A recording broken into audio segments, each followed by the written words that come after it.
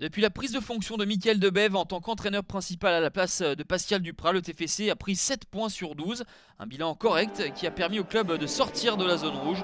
Si le jeu n'est pas encore flamboyant avec 2 buts marqués simplement en 4 matchs, un nouvel état d'esprit est en tout cas perceptible. Et cet élan va être nécessaire pour affronter Monaco, deuxième du championnat et qui reste sur 3 victoires consécutives. Leonardo Jardim est toujours privé de Falcao blessé. Michael Debève doit lui se passer de Max-Alain Gradel suspendu. Première opportunité pour les Monégasques qui va être converti en but. 8 minutes de jeu simplement. Ronny Lopez profite du travail de Keita Baldé pour glisser ce ballon entre les jambes d'Alban Lafont.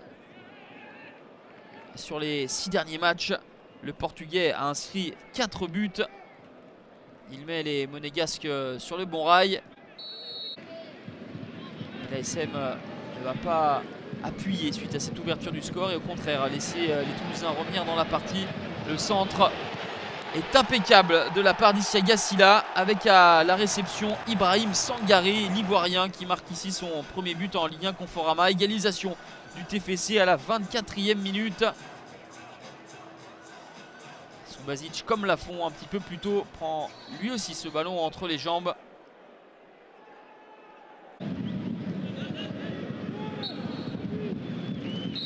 Un partout à la pause, cueilli dès les premières minutes. Les Toulousains ont ensuite refait surface pour égaliser. A noter la sortie de Keita Baldé sur blessure juste avant la fin de la première période et l'entrée de Stevan Jovetic. Le Monténégrin va trouver le montant sur cette reprise, mais Ronny Lopez a bien suivi pour le doubler. Le 2-1 en faveur des Monégasques à la 47e minute. C'est le 7e but depuis le début de la saison pour Ronny Lopez.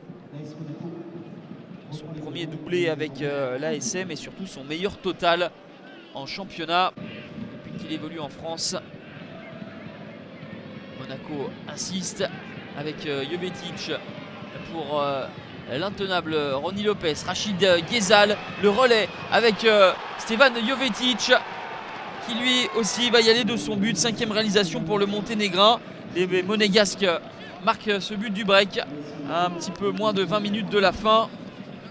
Si Monaco a une des meilleures attaques d'Europe, eh bien cela se vérifie encore ce soir. Même en l'absence de Radamel Falcao, il y a toujours des munitions offensives pour Leonardo Jardim. Mais il va y avoir derrière du laxisme défensif. Le centre d'Amiens, le ballon qui est mal dégagé par les Monégasques et le contact entre Glick et Yaya Sanogo. C'est la décision de monsieur Milo qui désigne le point de pénalty.